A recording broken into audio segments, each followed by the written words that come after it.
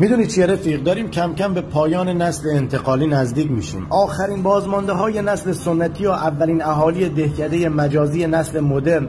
ما با تمام سختی هایی که داشتیم فکر کنم نسل بی‌نظیری بودیم.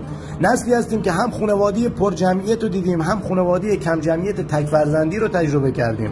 نسلی هستیم که عمو و عمه و دایی و خاله برامون عزیز و پررنگ بودن و نسلی رو دیدیم که همین عزیزترین ها و آشناها برامون غریبه تر از غریبه شدن.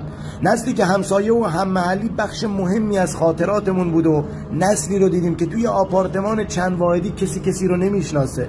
نسلی که گروه‌های گفتگوهامون جمع شدن داخل کوچه بود و نسلی رو دیدیم که با اینستا و واتساپ و تلگرام گروه‌های مجازی تشکیل دادن و سال تا ماه همدیگه رو نمیبینن. نسلی رو دیدیم که روزا و هفته‌ها تو خونه پدر بزرگ و عمو و دایی میموندیم و نسلی رو دیدیم که بعد 2 ساعت مهمونی زورکی خونه عمو و دایی تو گوش پدر و مادر غر میزنن که چرا نمیریم. نسلی هستیم که تماشای آلبوم‌های خانوادگی یکی از سرگرمی‌های مهمونیامون بود و نسلی رو دیدیم که هزاران عکس بی‌حس رو تو حافظه گوشی و کامپیوتر ذخیره میکنن بدون اینکه حتی هوس کنن یه بار نگاش کنن. نسلی که تو پذیرایی خونه‌هامون فقط پشتی و بالش بود با کلی مهمون. متاسفانه نسلی رو دیدیم که مبل بخش زیادی از فضای خونه رو اشغال کرده و کسی نیست رو اونا بشینه. این نسل دیگه تکرار نمیشه، نه قبلا وجود داشته نه بعداً به وجود میاد.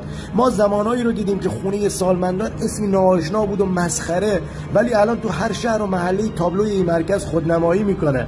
ما نسل انتقالیم. ما خیلی نسل عجیب غریبی بودیم. هم واکمن دیدیم، هم اسپیکر، هم شو تنین، هم رادیو جوان، هم هایده و داریوش، هم شایع، هم روبرتو کارلوس و باجیو، هم یامال و هالند، هم عابدزاده و دایی با غیرت، هم بیرانوند و آزمون، هم خوردن عسل و نوشابه عروس دومادا، هم فرمالیته، هم کپون شکر و گوشت، هم اسنپ مارکت، هم مخزنی‌های خیابونی و نامه و تکچر زدن جلو مدرسه دخترونه، همین اپلیکیشن‌های دوستیابی، هم دختر و پسرایی که بدون اجازه خانواده آب نمیخوردن، هم دختر و پسرایی که تا 2 شب تو پارک گل میکشن، هم استرس روزنامه کنکور، هم پذیرش دانشجو با کنکور و سهمیه و مسخره بازی، هم قلک پلاستیکی، هم ارز دیجیتال، هم مسابقه محله، هم عشق ابدی مسخره، هم موشکای رنگی کاغذی، هم موشکای واقعی و جدی و کلی دلهوره، هم گرونی، تورم، دلار، حباب، سلطان، آقازاده،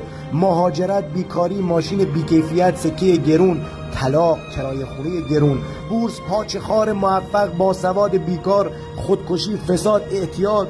ما کرونای تاریخی رو دیدیم، ما جنگ رو دیدیم. خیلی دوست دارم بدونم تو آینده از ما پوست کلفتا چجوری یاد میکنن. اصلا ما برای کدوم برگ تاریخ بودیم؟